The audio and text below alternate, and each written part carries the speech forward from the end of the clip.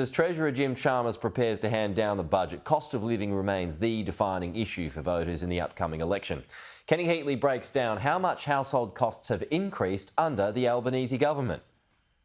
By far above every other issue, the cost of essentials and who voters think would be best to bring those costs down is the number one factor influencing Australians at the polls this federal election.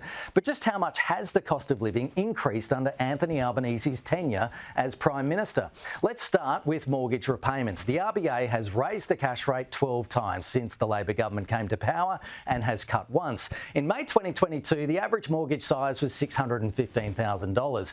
Back then, the average variable rate was just 3.45%, meaning the average family paid $2,752 a month or 33 grand a year. Fast forward to now and the average mortgage size has increased, but here's where it hurts. The average variable interest rate in February this year was 6.74%. Now the mortgage bill for an average loan is more than $50,000 a year, a 57% increase of almost $19,000. What about renters? Well, rents under this government have increased 32% up to a national median of $675 a week. That leads to an approximate yearly increase of close to $9,000. When looking at electricity prices, the most accurate way of seeing the difference is by looking at the Australian Energy Regulator's default market offer price for New South Wales residents as an example.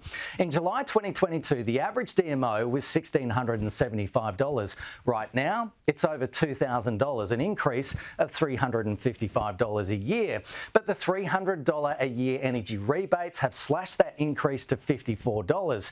Now, the new average DMO for New South Wales on July 1, however, includes an expected 8.9% increase, meaning your electricity bill will jump $535. Labor announced an extension of the energy rebate for another 6 months until January next year, bringing that figure down $150.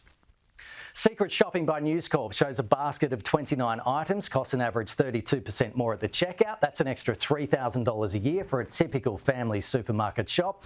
And just before Anthony Albanese was elected Prime Minister, total transport costs for the average capital city household was almost $21,000. At the end of last year, it climbed to $24,500, a $3,600 increase. Gold Hospital private insurance cover for your family in May 2022 amounted to roughly $4,800 a year. By next month, those same premiums are expected to increase to over $6,000, a $1,260 increase. Now to the good news. The Albanese government's childcare subsidy changes in July 2023 have significantly reduced families' out-of-pocket costs. Looking at the average household incomes and the percentage subsidy settings at the time, even when factoring in wage increases, you are more than $2,300 better off if you have a child in daycare. Wages have increased 4.6% between May 2022 and November 2024, which is the latest data available. And if you look at those weekly earnings over the year, average wages are now over $100,000 and households are raking in $16,000 more per year. Now, according to our figures just for these categories, for a family with an average Australian mortgage earning an average national income with one child in daycare, the cost of essentials has increased by approximately $24,000 a year during the Albanese government's first term in office, and it has far outpaced wage growth. The approximate net cost of living is $8,300. Now, if you factor in the extra income tax that family is now paying, it's more than $10,600. That is roughly how much the average Australian family is in the red since Labor was elected. And this is why the cost of living far outweighs any other issue when voters go to the polls in May.